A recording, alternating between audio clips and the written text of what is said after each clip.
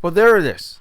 We have wrapped up Daredevil Born Again. Actually, last night. It's the next morning. I sat down, got my coffee, wanted to talk to you about the highly anticipated saving the Marvel Cinematic Universe Daredevil Born Again from Disney Plus. Now, we got a lot to go over. I'm going to do my very best, and I'm sure many of you want to hear my opinions because I've been quiet on social media because I want you guys to come here to hear my opinions. I don't just do a free tweet.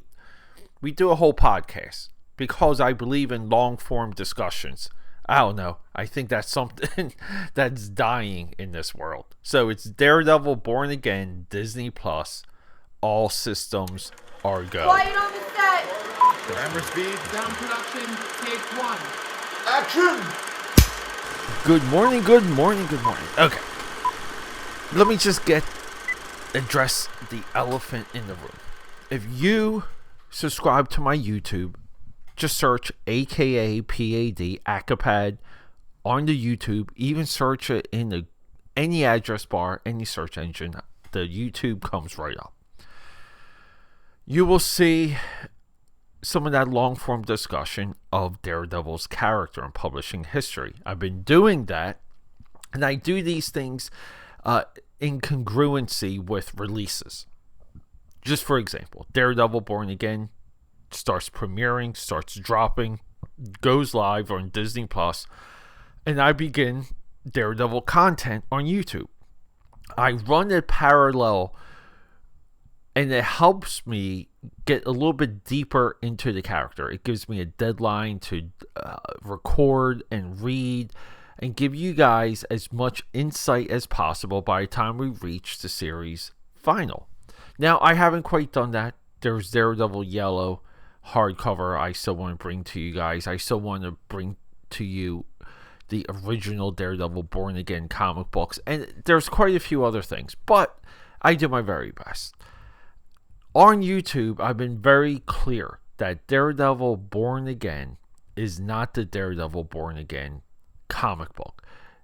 There's no similarities at all. Just to give you guys a quick premise, a quick setup of what happens in those comic book issues. Kingpin uncovers the secret identity of Daredevil and continues to take apart his life piece by piece until Daredevil has to confront him weak and with nothing. No friends, nothing. And the two battle. And that's Daredevil Born Again. The show includes new characters, old characters. It gets rid of Foggy's disappearance and death in Daredevil Born Again for this series. Episode 1 opener. Everyone was anticipating that he was going to come back based on an Easter egg, because I was a part of a Daredevil comic. That didn't come to fruition. The Daredevil supporting cast that's in Netflix doesn't carry over. If we watch, and I have been rewatching the Netflix show, that supporting cast is so good, so strong, so powerful.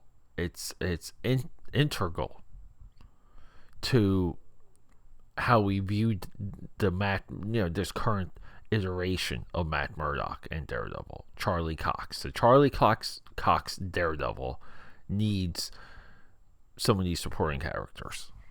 And then with Foggy not being there, we don't have a Karen Page.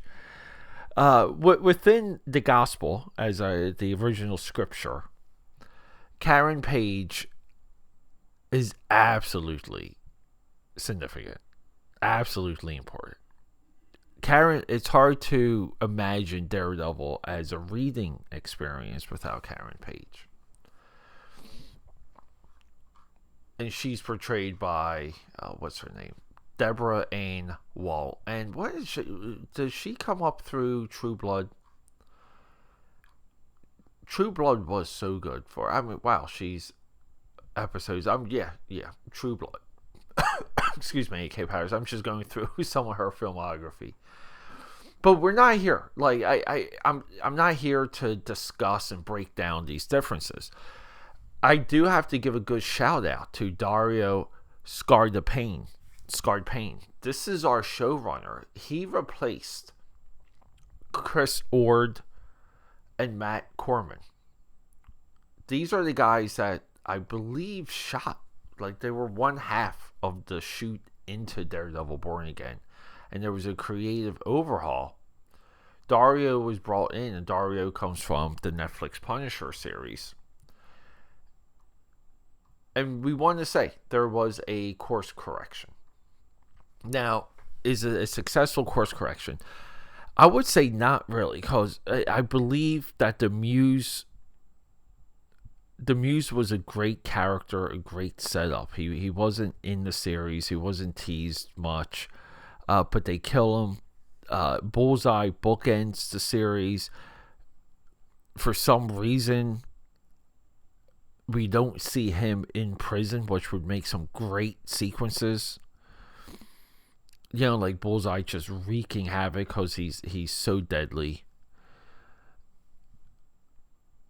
We get Kingpin on this vigilante kick. He weaponizes cops to go after vigilantes, and we just assume that they're putting a lot of them away. We have White Tiger that was built up, only killed as shock value, potentially only killed by Punisher. Like that wasn't, so the Punisher shoots White Tiger in the head. That's not Frank Castle too, by the way, guys. You know, Frank Castle goes after bad guys. So there's a lot of mischaracterization. We even have the appearance of the swordsman. The swordsman's, I believe he's from Hawkeye. He pops in. Whatever. It's... I don't know, AK Powers. I know a lot of you out there enjoyed this series. Everyone I spoke to said they enjoyed it. I believe this is exactly mid-level. It's still not above Loki season 1 or season 2, and I know a lot of you out there too dislike Loki season 2. You know, like, would I put this around like a Hawkeye level? Right? It's not quite She-Hulk. I would, if Moon Knight is above Hawkeye, then Daredevil Born Again is equal to Moon Knight. Now, it's wild that we didn't get Moon Knight in the series, knowing that they were doing this much with other characters. Kingpin's Vanessa, one of the reasons I'm trying to catch up a little bit is, because I love the Netflix show, I really do. But I need to rewatch it because I'm not 100% what happens with Vanessa in some of that.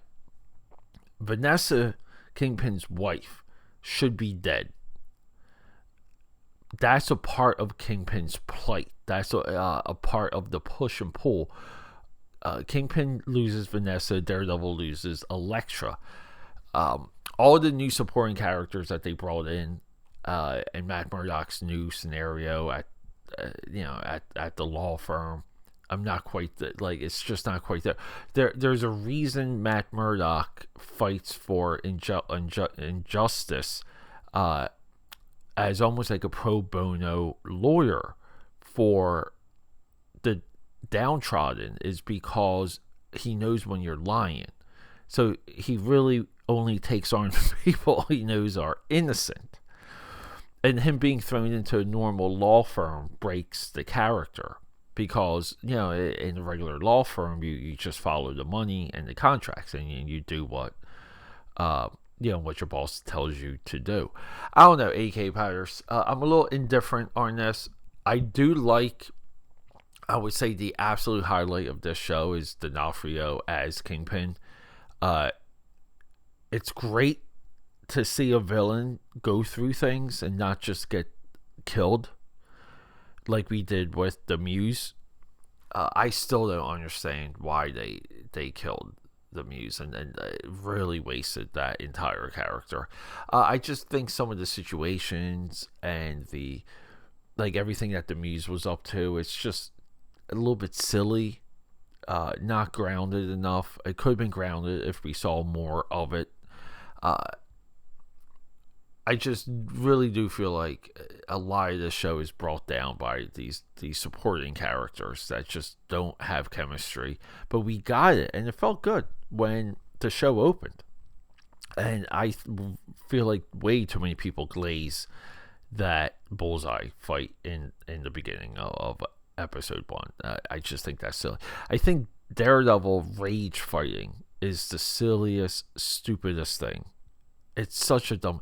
I get having it for the Netflix show, but they really should have made him more of a ninja for Born Again, because at this point he's a seasoned fighter. We're not in year 1, year 2, or year 3 as we were with Netflix. Him giving up being Daredevil for more than one half of the entire show. He's only Daredevil in a handful of scenes in 8 episodes.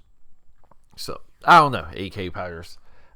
I'm not quite into a rewatchability zone, but I haven't really been outside of Loki and WandaVision. Isn't that wild? Loki and WandaVision were the 2 shows that I was like, let me just start rewatching this almost immediately, almost as soon as they were over. Haven't had it with any of the Marvel Disney Plus shows at all. Daredevil Born Again it's I mean, honestly speaking, but it's probably because time has passed. I'd rather rewatch Hawkeye with Kingpin in it, because there's Kingpin elements that I felt like didn't carry over. I needed to get reminded of. They really should do recap shows and recap specials. Disney Plus just did one for Andor season 1. It's like 20 minutes long, which is fantastic. But Disney probably knows there's plenty of YouTube out there that does these things. But Disney really should produce it and put their name on it. I think there's a value to that. So I don't know, AK Powders. Not crazy over Daredevil Born Again. Okay, that's a wrap.